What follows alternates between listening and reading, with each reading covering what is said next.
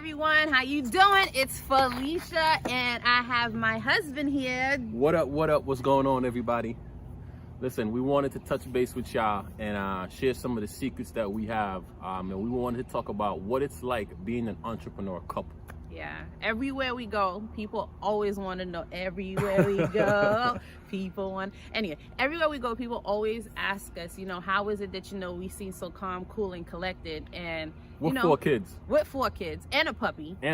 And, there's nothing special about it except, number one, God. But, there is some things that we came across as a couple. We've been together for 6 years now.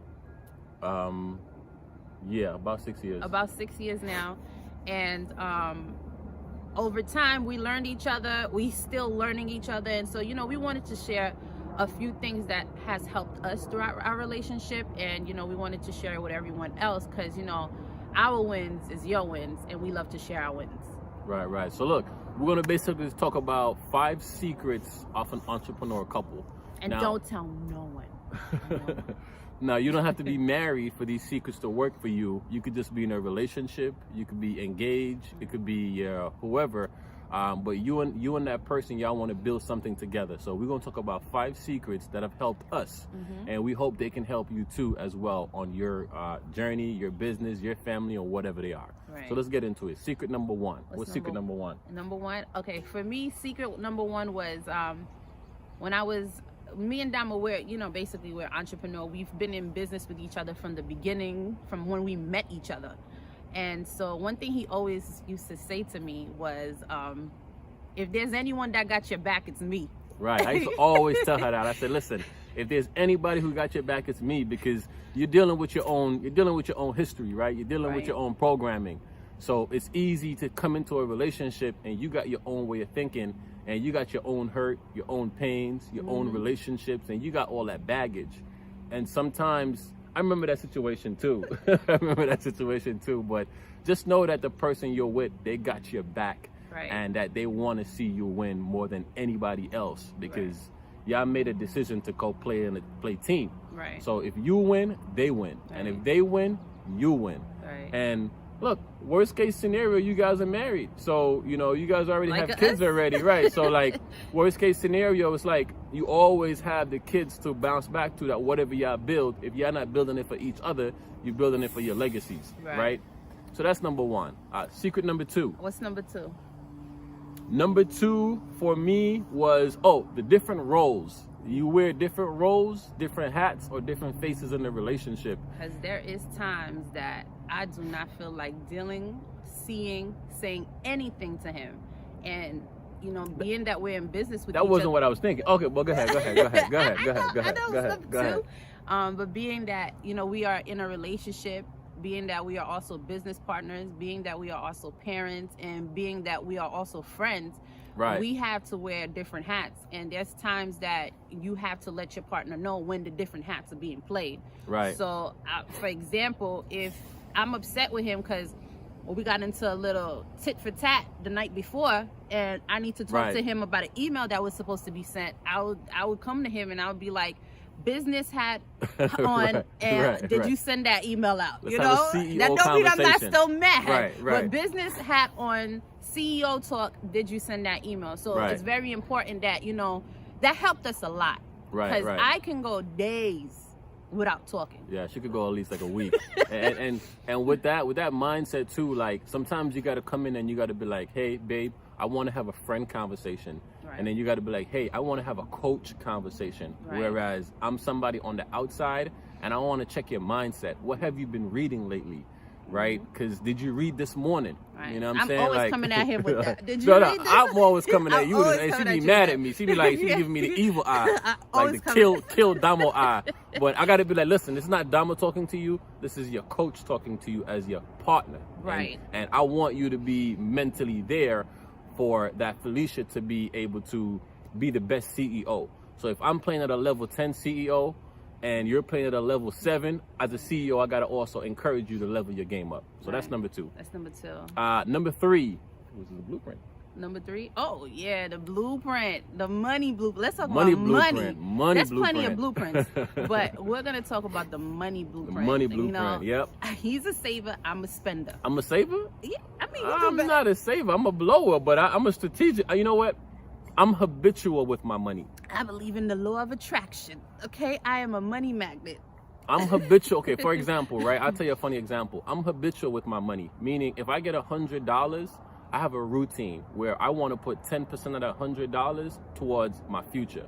Then I want to put 10% towards doing something for somebody, whether it's giving, whether it's tithe, whatever, doing something for somebody else. And then 10% I wanna maybe do something else, right? And then 60%, maybe 70% of that money I want to put it towards the bulk of something. So I believe that it doesn't matter if you have $1, 10% should always come back to you. So therefore, with these habits, you having them from a small area, when you're able to manage them in a small space, when you get big money, you're going to be able to handle it. Right. Now, Felicia's a little different. I'm a little different. Growing up. You get $100, she's eating $100. Listen, and then she's like, where the money at? But law of attraction, come to me.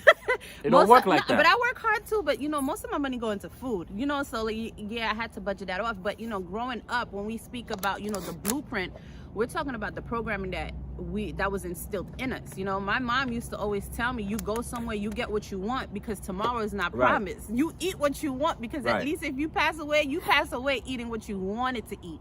And so that was sent down to me from when I was young. Right. And so coming into a relationship, and you're in a relationship with your partner, and he has a different money mindset and you have a different money mindset, the first thing is being aware of the money mindset that you have and having the goal of where you're going, and just making sure that we both meet each other halfway, because the whole point is not to spend everything that you got, because we have 4 kids. So being aware of that is key. Well, I'll give one more point on that too.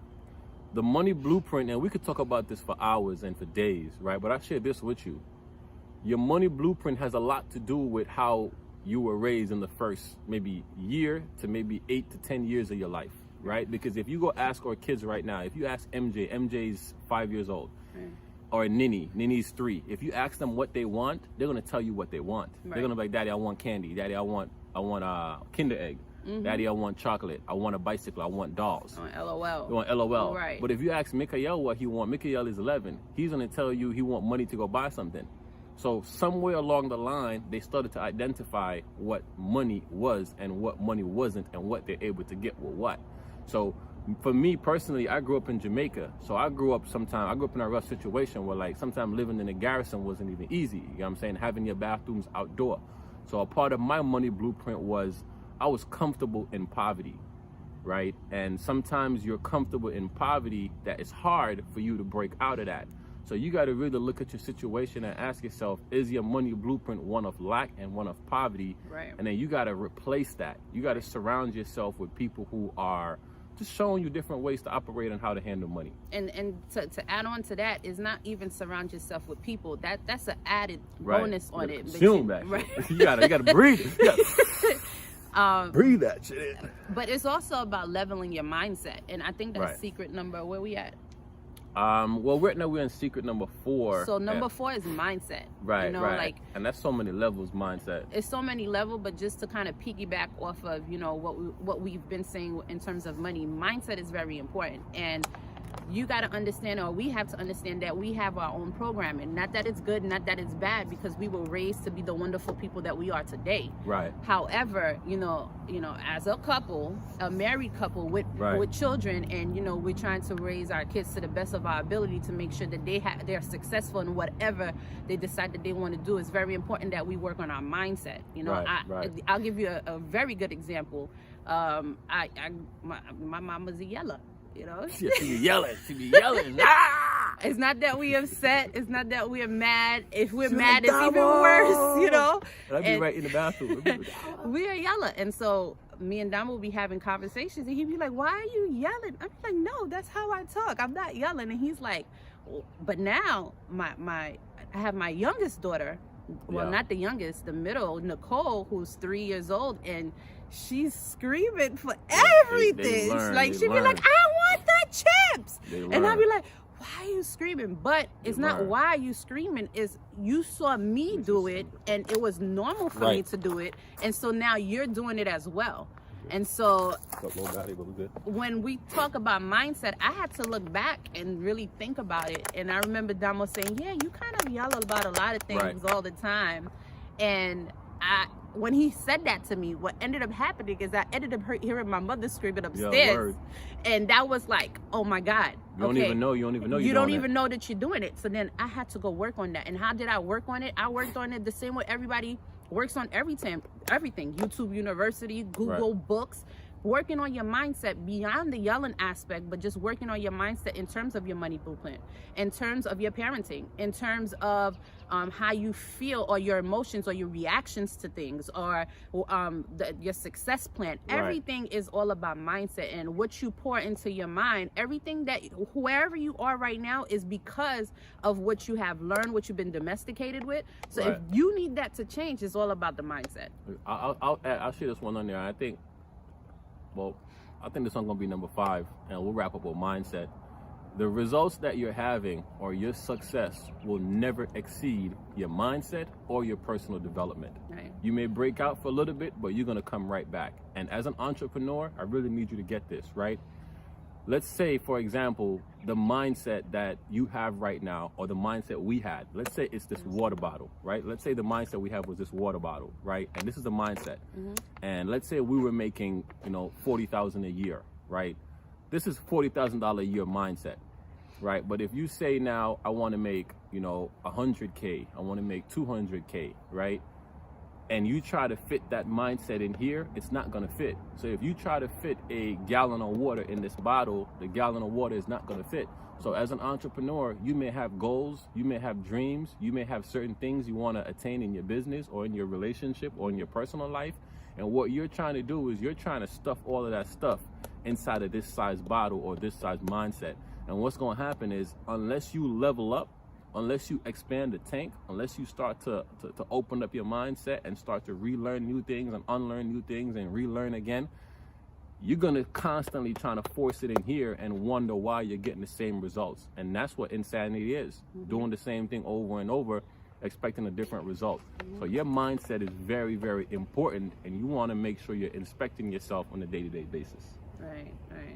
And there was one more. I think we were done. Yeah, there was one more. But the next one, the last one that I wanted to say was, your happiness is not based off of your partner. Yeah. You control your happiness. Listen. Yeah. Okay. Yeah. You control your own happiness, and when I say that in terms of, I can speak for myself, that when I came into into our relationship, I could say that I was slightly broken, but I've always been the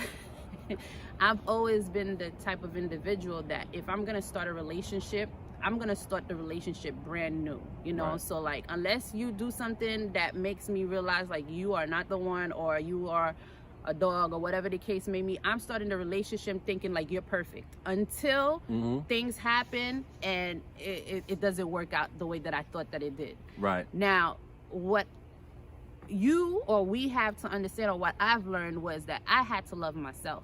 Right. And loving myself was like, me working on that was challenging, because I grew up in a household where we all love each other, but we didn't say it. We love each other. Come eat food. When they call you come eat food, that's love. Right. We all loved each other, but we didn't say it that much to each other. Or hugs were kind of like, why you hugging They're like me? magnets. They're like opposite magnets. So I had to learn to really love myself, because once I knew what loving myself was, I knew if somebody came into my life, the type of love that I wanted. Right. And so I think number 5, it's probably number 6, I forgot to count, but number 5 is making sure that you know that your happiness, your love, whatever it is that you're trying to achieve, is not anyone else's job but yours. Starts with you. It starts with you. Yeah. Listen, so we wanted to share those 5 secrets with y'all. Listen, let us know. Follow us on social media. We at the entrepreneurcouple.co, or just type in the entrepreneur couple. We got so many things in store. Right, so many gems. We just want to share everything that we've learned along the way, and that's in the hopes of somebody getting it and saying like, yo, this helped me out a lot. Right, because I know how it was when I started off as a mother, as an entrepreneur, as everything that you could expect. And even if it was one line that could help somebody, that's our goal. Right. So we're just trying to package everything and share it with you. And listen, whatever way we can help, let us know. Hit us up. We'll help you out. Share whatever we got to share. And listen, we got the entrepreneur checklist out there. It's called the 10 steps to turn your idea to profit. And turning ideas to profit. These sweaters we got on right here. This was an idea Felicia had. Oh, listen, we gonna talk about this right here. And she just put this together. She made the logo on Canva, and then I came out and I was like, babe, you don't understand what that is. That is hot. But look, we'll talk about that another time. Right. But in the meantime, listen, take care of yourself. You want to say bye? Yeah. Peace, love. We love y'all. All right. Peace, y'all. Later.